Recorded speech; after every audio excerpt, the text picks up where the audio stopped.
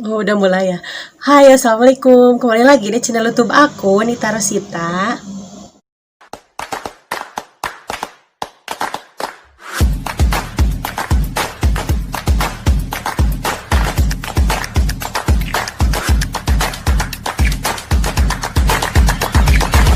Di video kali ini, aku akan kasih tahu ke kalian 5 fakta anak atau mahasiswa analis kesehatan. Untuk itu, buat teman-teman semua, jangan lupa subscribe di bawah dan turn notifikasinya karena itu gratis, tidak perlu bayar, dan juga jangan lupa like, comment, and share ke sosial media yang kalian punya. Langsung saja, fakta yang pertama adalah mahasiswa analis kesehatan yaitu suka bergadang.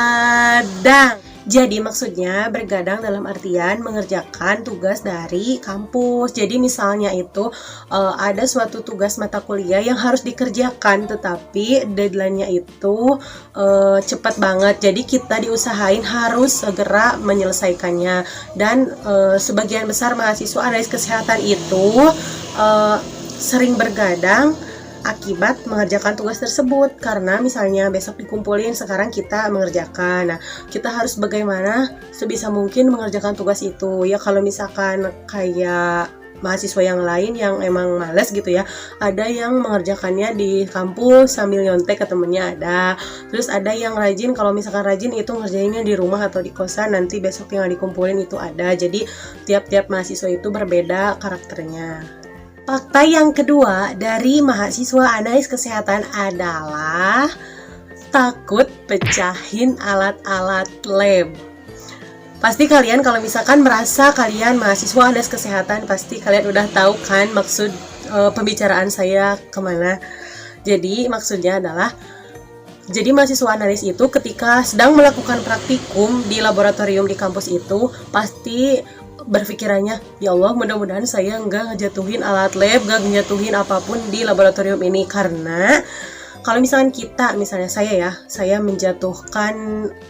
memecahkan misalnya kayak labu ukur, nah itu gak sengaja misalnya saya pecahin, nah kita itu harus ganti labu ukur itu dengan yang baru. Karena kita yang udah mecahin, maka kita harus ganti itu semua ke laboratorium itu. Tapi teman-teman, menurut saya sendiri peraturan seperti itu adalah peraturan yang bagus karena menanamkan buat semua mahasiswa khususnya di Prodi D3 Analis Kesehatan itu supaya bertindak lebih teliti lagi dan tidak semena-mena terhadap alat-alat yang ada di laboratorium itu. Makanya menerapkan peraturan seperti itu. Jadi buat teman-teman semua jangan takut, karena itu juga harus kita patuhi biar kita enggak enggak menyepelekan gitu.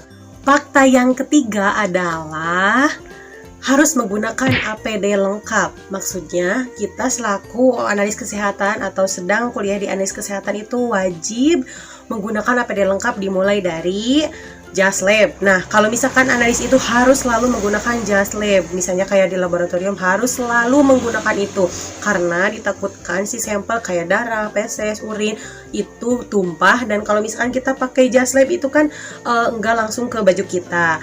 Nah, yang kedua itu kita harus menggunakan masker supaya si sampel itu enggak, kalau misalkan kayak muncrat gitu ya, enggak muncrat langsung ke muka kita. Jadi kita terlindungi oleh masker tersebut. Nah, ditakutkan juga ada sampel yang bisa menular lewat udara gitu. Jadi kalau misalkan kita memakai masker itu kita bisa terlindungi.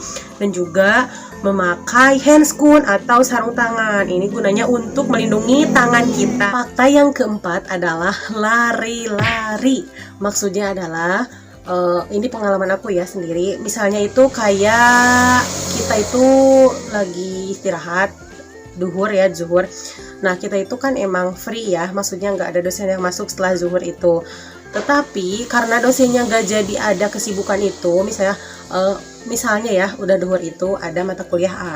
Nah, dosennya itu nggak bisa karena ada halangan atau sibuk. Itu udah konfirmasi ke mahasiswanya ya, sibuk nggak bisa masuk misalnya kayak gitu. Tetapi tiba-tiba si dosen itu nggak jadi karena kesibukan itu, misalnya kayak nggak jadi gitu ya. Terus konfirmasi mahasiswa buat masuk. Nah, kemudian kan kita udah ke kosan, kita udah ganti baju pakai baju yang di kosan yang baju biasa gitu ya. Terus tiba-tiba ada konfirmasi di grup, kita harus ke kampus lagi karena dosennya ada. Nah, itu kita lari. Kalau misalkan gak bawa motor ya, gak bawa kendaraan itu, kita lari karena kalau misalkan telat kan kita nanti ketinggalan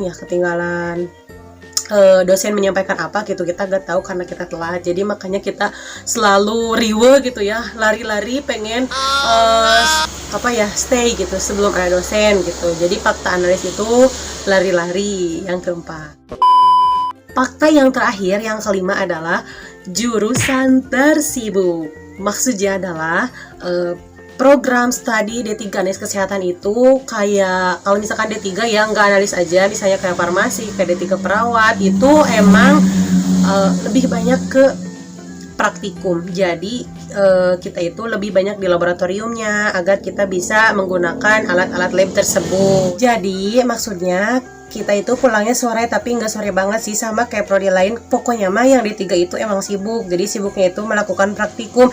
Tapi nggak apa-apa kan kalau misalkan kita sibuk karena kita melakukan hal positif, misalnya karena praktikum, agar kita itu bisa melakukan tindakan sesuai dengan profesi kita sendiri. Makanya di D3 itu kita harus banget bisa melakukan praktik jurusan kita sendiri. Nah, teman-teman, itu mungkin 5 fakta menurut saya sendiri dari mahasiswa analis kesehatan. Nah, buat teman-teman semua yang pengen masuk ke analis kesehatan bisa banget. Nah, kalau misalkan ada pertanyaan atau ada apa itu tentang analis kesehatan yang kalian gak ketahui, kalian bisa komentar di bawah atau bisa DM Instagram ini.